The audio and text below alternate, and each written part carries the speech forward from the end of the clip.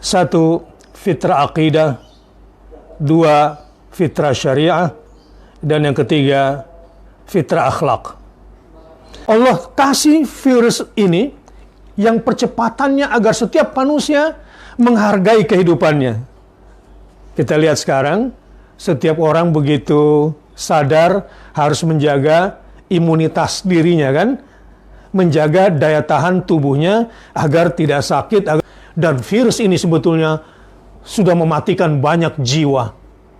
Virus ini saat ini sebetulnya sudah membuat tak berdaya dan melumpuhkan banyak manusia di muka bumi ini. Back to fitrah saat ini yang paling hebat adalah at-taharah secara syariah. Jalankan gaya hidup bersuci. Kalau bersuci, otomatis bersih. Kalau bersih, belum tentu bersuci. Kalau cuma bersih, kamu bekerja keras.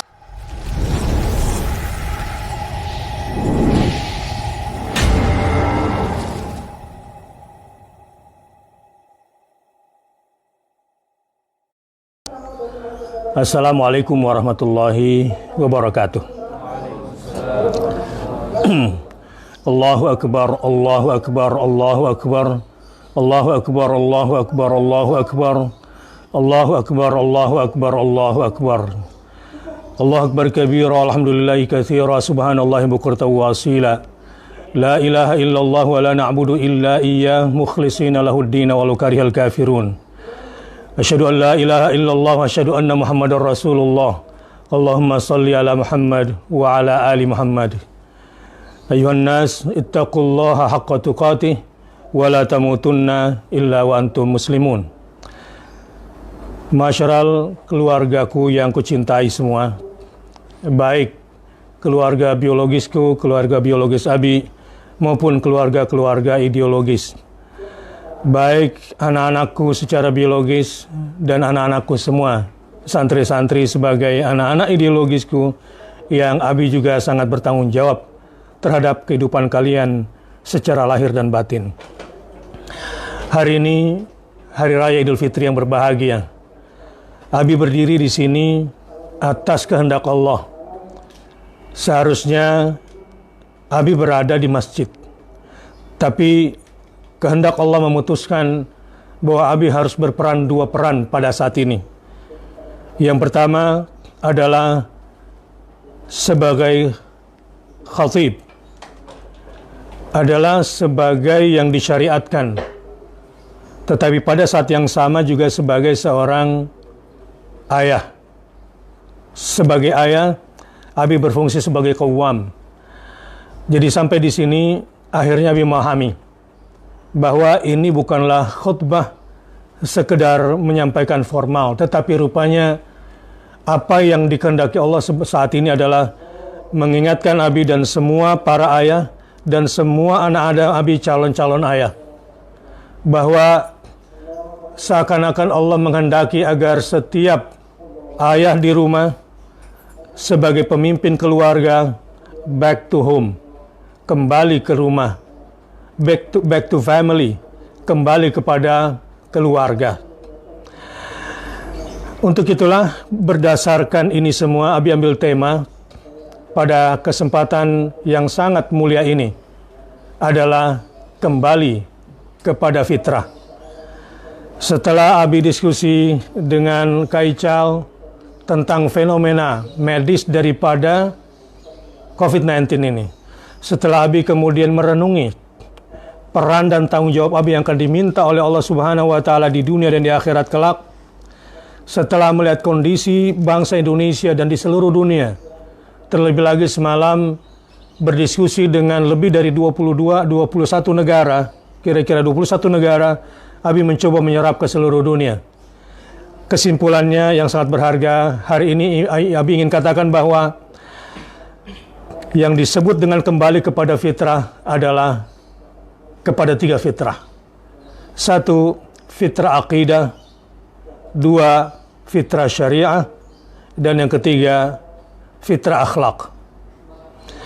Sebelum berbicara tentang yang tiga ini, Abi ingin sampaikan bahwa kenapa Allah datangkan virus yang tidak kelihatan. Sebetulnya virus yang tidak kelihatan ini banyak dan sudah sangat mematikan. Apakah Ebola, SARS, influenza, dan lain-lain. Ada di sekitar kita. Tapi kenapa COVID ini menjadi heboh? Karena percepatannya. Karena itu sebetulnya membuat manusia takut. Nah, pertanyaannya, kenapa manusia selama ini tidak takut kepada influenza yang sebetulnya sangat mematikan dan sudah barangkali ribuan, ratusan ribu, atau mungkin jutaan mematikan sejak dia ada di muka bumi ini? Karena barangkali percepatan, sehingga kewalahan tenaga medis, dan tidak mampu menampung rumah-rumah sakit, dan tidak mampu ekonomi negara menghadapi situasi ini.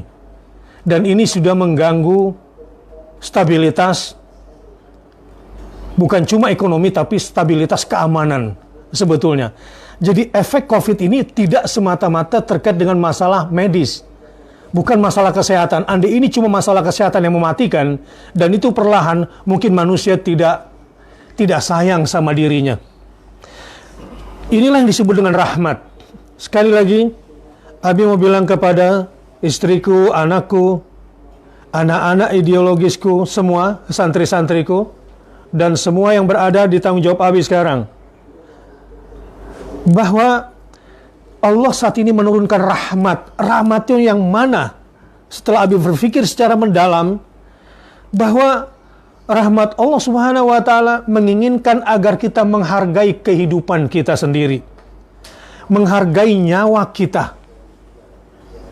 Ini yang sebetulnya Allah perlihatkan kepada kita, yang selama ini kita abai terhadap virus yang sudah ada yang tidak kelihatan ini. Tapi sengaja ditingkatkan tensinya, percepatannya, sehingga kesombongan, dalam tanda kutip, kesombongan ahli virologi, kesombongan ahli epidemiologi, yang selama ini bisa menghandle dengan sistem clusteringnya, sekarang lumpuh. Jadi kalau sekarang kita social distancing sebetulnya cuma untuk mengurangi kurvanya, agar tidak terlalu tinggi. Itu pun manusia kewalahan. Jadi sebetulnya, apa yang terjadi sekarang adalah bukanlah hal yang baru. Hanya saja manusia tidak sadar, tidak menghargai kehidupannya, tidak menghargai nyawanya. Disinilah fungsi agama yang disebut dengan hifdzun nafas. Menjaga nyawa, menjaga jiwa itu. Allah kasih virus ini yang percepatannya agar setiap manusia menghargai kehidupannya. Kita lihat sekarang, setiap orang begitu sadar harus menjaga imunitas dirinya, kan? Menjaga daya tahan tubuhnya agar tidak sakit, agar tidak mati. Hampir seluruh dunia orang berpikir itu. Nah, disinilah letak kasih sayang Allah agar kita semua menghargai kehidupan, menghargai kesehatan, dan betul-betul dibuat lumpuh. Jadi yang membuat manusia heboh sebetulnya, anak-anakku sekalian, mungkin kalian tidak sampai, bukan soal kesehatan dan rumah sakit sebetulnya. Karena ini pengaruhnya kepada pengaruh ekonomi. Setiap negara di dunia sudah tidak sanggup lagi. Hasil penelitian di sebuah universitas di Belanda, salah satu koresponden kami, mengatakan Belanda mempersiapkan menghadapi COVID ini bukan sampai Agustus, sampai 3 tahun ke depan. Tapi informasi terbaru bahwa sudahlah, kita tidak akan pernah bisa berpisah lagi dengan virus ini sampai kiamat.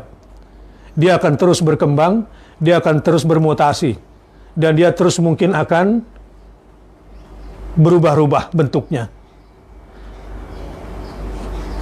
Apa maksud Allah memberikan virus yang gak kelihatan dan semua ketakutan? Sebetulnya ada virus yang lebih berbahaya, yaitu virus akidah. Ini jauh lebih berbahaya daripada virus COVID-19 dan sejenisnya, atau lebih parah nanti setelah ini. Tapi pertanyaannya, sadar gak kita dengan virus-virus akidah itu? Apa contohnya? Ya kemusyrikan, apalagi kemunafikan, apalagi kefasikan. Virusnya yang mana, Ustadz? Yang mana, Bi? Virusnya, virus akidah yang paling berbahaya ini. Virus yang membuat kita ragu pada iman kepada Allah. Ini sebetulnya penyebab yang paling berbahaya. Kelihatannya dia sholat, kelihatannya berjamaah, kelihatannya sebagai seorang muslim dan muslimah, sebetulnya hatinya ragu terhadap hari kebangkitan. Ragu bahwa manusia bisa dibangkitkan lagi. Manusia ragu akan adanya hari kiamat, akan adanya hari pembalasan. Ragu bahwa Allah sebetulnya di dunia ini yang paling berkuasa. Dan virus ini sebetulnya sudah mematikan banyak jiwa. Virus ini saat ini sebetulnya sudah membuat tak berdaya dan melumpuhkan banyak manusia di muka bumi ini. Untuk itu, Abi ingin mengingatkan di dalam surah Al-Imran ayat 102. A'udzu billahi minasyaitonir rajim. Ya ayyuhalladzina amanu taqullaha haqqa tuqatih wa la tamutunna illa wa antum muslimun. Ini obatnya. Daya tahan tubuh virus akidah sekaligus nanti daya tahan tubuh virus untuk jasad ini. Ya, apa arti ayat ini? Al-Imran 102. Wahai orang-orang yang beriman, bertakwalah kamu dengan sesungguh-sungguhnya bertakwa, dan janganlah sampai kamu mati. Ini ujungnya nih.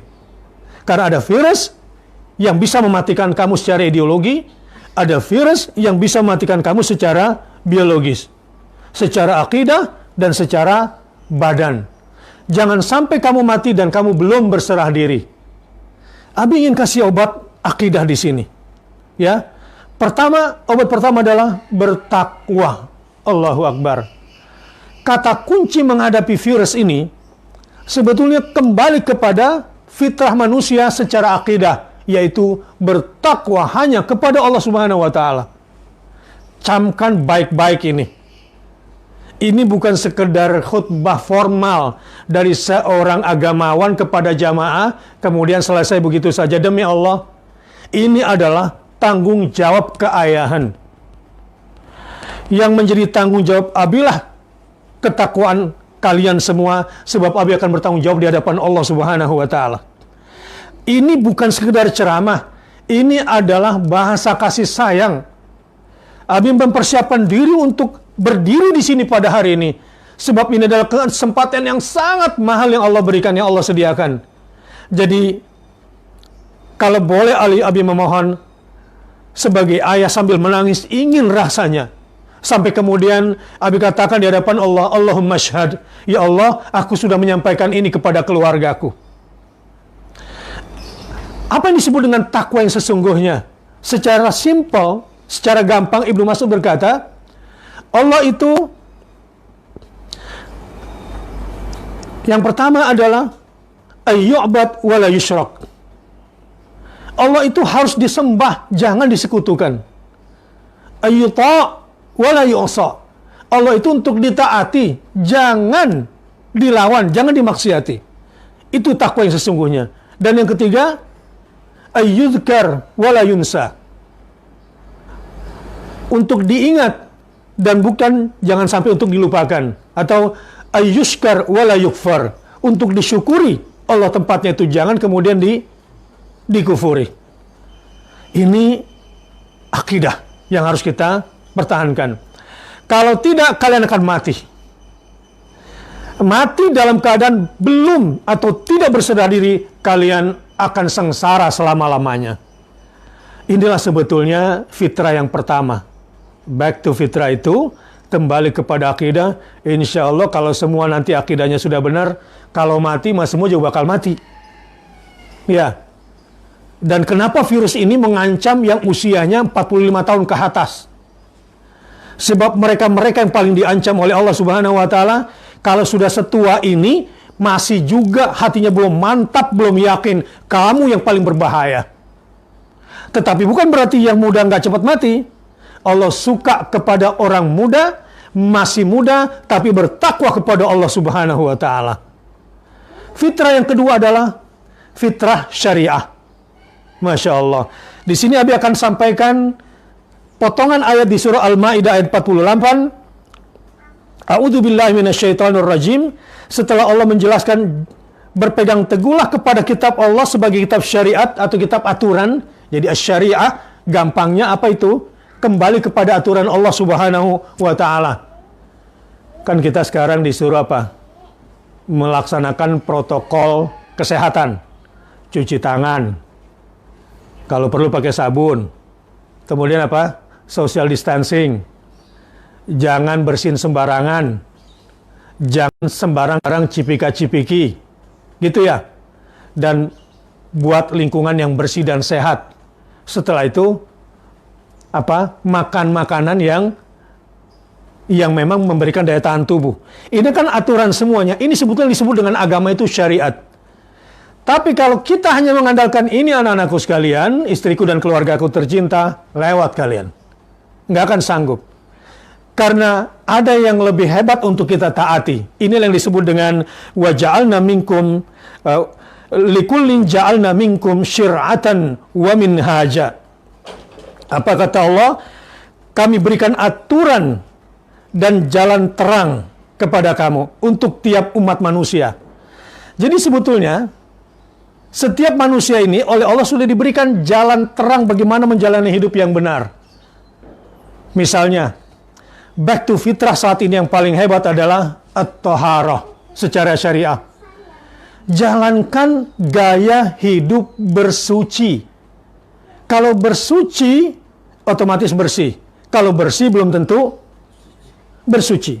Kalau cuma bersih, kamu bekerja keras bagaimana bakteri yang menguntungkan kamu melawan bakteri yang tidak menguntungkan kamu. Kalau cuma sekedar bersih, kamu akan kerja keras. Tetapi kalau kamu bersuci, kamu mendapatkan proteksi atau perlindungan dari sisi luar dari malaikat-malaikat Allah Subhanahu wa taala. Misalnya, yang tidurnya berwudu dulu, ini aturan mainnya dari syariah, maka dia bukan cuma tenang dan bersih, tetapi ada malaikat yang menjaga dia setiap kali dia bergerak. Malaikat menjaga, tapi menjaganya begini malaikat. Allahumma gfir li abdika fa innahu bata tahiran. Ya Allah, ampunilah hambamu yang sedang tidur ini. Maksudnya malaikat punya kewajiban menjaga karena dia sebelum tidurnya sudah berwudu. Apalagi kalau sekarang ini kita melaksanakan syariat bergaya hidup tidak pernah batal wudu. Batal dikit langsung berwudu. Apalagi wudunya isbagul wudu, menyempurnakan wudunya. Cuci tangan itu di sela-sela. Kukunya harus dipotong. Sunanul fitrah, sunnah fitrah itu. Ya, mandi hadas kecil, mandi hadas besar, ini semua syariah. Aturan misalnya makan yang halal, jangan makan yang haram. Makan hewan yang disembelihnya atas nama Allah Subhanahu wa taala. Ini aturan-aturan yang terang dan sudah ada penelitian-penelitian. Kalau kita kembali kepada aturan Allah, luar biasa. Cadar misalnya yang kita sholat idnya di keluarga. Kembali kepada surat At-Tahrim ayat 6. Qu anfusakum wahlikum naro. Ini rahasianya rupanya. Peliharalah dirimu. Abi berdiri di sini, kalau melihat ayat ini nih merenungkan, ya Allah, buat semua para ayah. Buat anak-anakku yang laki-laki, para calon ayah. Lihat ya, kebanyakan orang menikah cuma dua. Cinta dan kerja. Misalnya, anak perempuan seorang ibu dilamar oleh seorang laki-laki. Ibunya simpel sekali nanyanya. Emang kamu cinta sama dia? Cinta. Dia udah kerja belum? Udah. Bungkus. Gara-gara itu aja orang menikah sekarang ini. Padahal laki-laki yang calon suami ini, calon ayah ini, tidak punya mental kepemimpinan sebagai seorang suami, dan tidak punya atau mental kepemimpinan seorang ayah. Karenanya anak-anak ideologis ke semua, persiapan ini. Masyarakat tidak akan mungkin baik kalau terdiri dari sekumpulan keluarga yang berantakan. Dan keluarga yang berantakan itu mulai dari siapa? Pemimpinnya. Pemimpinnya siapa? Ayahnya atau suaminya. Jadi di sini sebetulnya rahmat Allah besar. Back to home, back to family. Maksudnya adalah ayah, suami, menjalankan perannya, ku anfusakum, jaga dirimu dulu, baru kamu bisa jaga keluargamu. Misalnya di pesawat, turbulensi, turun masker, untuk oksigen. Siapa dulu suruh pakai? Anak dulu atau bapaknya dulu? Yang kecil dulu atau yang dewasa dulu? Dewasa dulu. Ku anfusakum di keluarga ini. Misalnya, setiap keluarga jangan bawa virus ke rumah. Maka setiap keluarga harus menjaga dirinya sendiri, baru menjaga keluarganya. Suami, istri, ayah, ibu, anak, kakak, adik, semuanya harus kompak. Itu loh sebetulnya maksud Allah. Ketika lembaga keluarga di dunia ini sudah mulai hancur, di barat, yang namanya akad nikah itu cuma simbolis. Jangankan di barat, di Indonesia ada satu daerah udah biasa hamil dulu baru nikah, dan nggak malu menikahnya dalam keadaan hamil tua. Karena apa? Si laki-lakinya nggak mau menikah dengan perempuan yang nggak bisa hamil. Alasannya apa? Kerbo aja menikah supaya bisa hamil. Betul-betul tatanan keluarga ini hancur, dan tingkat perceraian sekarang di Indonesia juga tinggi. Dan penyebab perceraian tertinggi adalah bukan talak, bukan laki-laki yang menceraikan istrinya, saya ceraikan kamu, bukan. Tapi khulu, perempuan yang minta dilepas dari suaminya, ini yang paling tinggi. Kenapa? Karena suaminya nggak becus jadi suami. Karena suaminya nggak layak menjadi teladan bagi anak-anaknya. Dan alasan terbanyak kenapa perempuan minta dilepas adalah karena alasan ekonomi. Padahal tidak. Karena memang keluarga itu tidak saling menjaga satu sama lain. Jaga dari apa? Ya jadi jaga dari virus, tapi ada yang lebih penting untuk dijaga. Jagalah dirimu dan keluargamu dari siksa api neraka. Nah, inilah 3 fitrah yang harus kita ambil. Boleh ceritakan ini di mana-mana. Boleh share kalau ada videonya. Back to fitrah, kembali kepada akidah. Kalau akidahnya sudah imun, maka fisiknya juga insya Allah akan kuat. Kalaupun mati sudah berserah diri kepada Allah Subhanahu wa Ta'ala. Yang kedua, kalian mulai hari ini berada dalam situasi yang tidak lagi sama seperti kemarin. Kalian sekarang hidup bersama musuh yang mengancam setiap saat, yang mematikan setiap saat. Dan satu-satunya cara untuk bisa menghadapi makhluk ini bukan dengan berdamai, tetapi bagaimana kita mewaspadai. Dengan cara bagaimana? Dengan cara menjalankan syariat, aturan-aturan Allah yang terang di dalam Quran, di dalam sunnah, di dalam kitab-kitab tafsir, dalam syarah hadis, di dalam kitab-kitab fikih itu.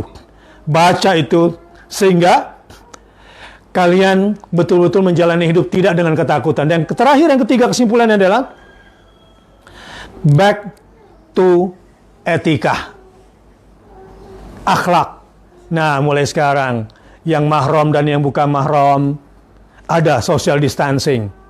Ya, kemudian bagaimana cara batuk, bagaimana cara bersin, kemudian bagaimana cara meludah, bagaimana kemudian cara berpakaian.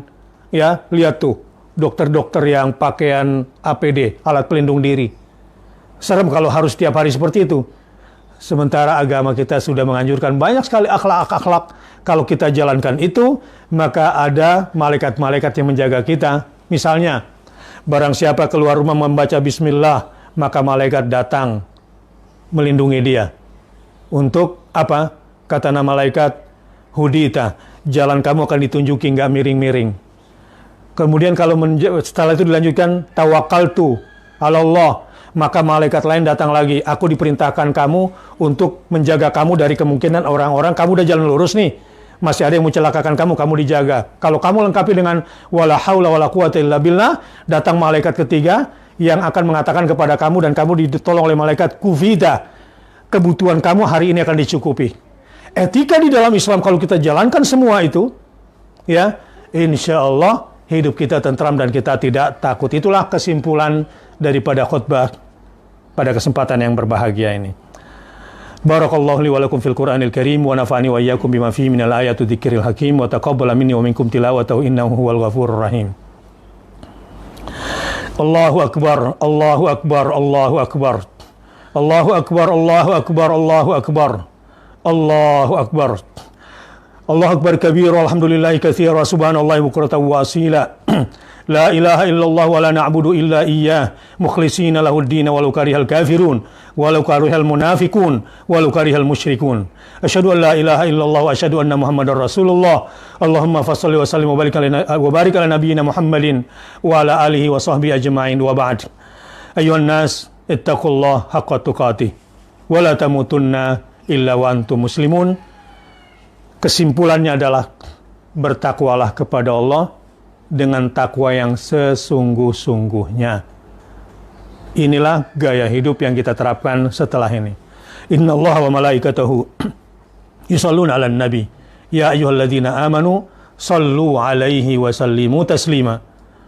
Allahumma shalli 'ala Muhammad wa 'ala ali Muhammad kama shallaita 'ala Ibrahim wa 'ala ali Ibrahim wa barik 'ala Muhammad wa 'ala ali Muhammad kama barakta 'ala Ibrahim wa 'ala ali Ibrahim fil 'alamin innaka Hamidum Majid.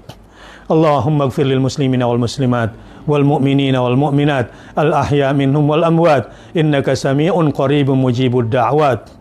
Rabbana ighfir lana dhunubana wa li ikhwanina alladhina sabaquna bil iman wa la taj'al fi qulubina ghillan lil ladzina amanu rabbana innaka ra'ufur rahim. Rabbana ighfir lana wa li walidayna warhamhuma kama rabbayana shighara. Rabbana hab lana min azwajina wa dhurriyyatina qurrata a'yun waj'alna lil muttaqina imama. Rabbana ja'alna muqimas shalah wa min dhurriyyatina Rabbana wa taqabbal du'a. Allahumma a'inna ala dzikrika wa syukrika wa husni ibadatik. Allahumma inna nas'alukal huda wat tuqa wal afaf wal ghina. Rabbana atina min ladunka rahmah wa hayyi' lana min amrina rasyada. Rabbana atina fid dunya hasanah wa fil akhirati hasanah wa qina adzaban nar. Ibadallah, innallaha ya'muru bil 'adli wal ihsan wa ita'i dzil qurba wa yanha 'anil fahsya'i wal munkari wal baghi ya'idzukum la'allakum tadhakkarun. Fadhkurullahal 'azima yadhkurukum washkuruhu 'ala ni'ami yazidkum wa la dzikrullahi akbar wallahu ya'lamu ma tasna'un. Dalam rangka Idul Fitri, Nabi ingin mengucapkan taqabbalallahu minna wa minkum salihal a'mal. Jawabannya apa? Boleh taqabbal ya karim atau taqabbal saja. Dan sebagai orang Indonesia, kita harus bermaaf-maafan. Dan ini tentu ada perintahnya dalam agama, ya. Allahumma innaka afuwun tuhibbul afwa fa'fu anni di bulan Ramadan. Kita harus praktekkan. Kita minta Allah memaafkan kita, maka kita pun harus memaafkan dan meminta maaf. Terima kasih. Wassalamualaikum warahmatullahi wabarakatuh.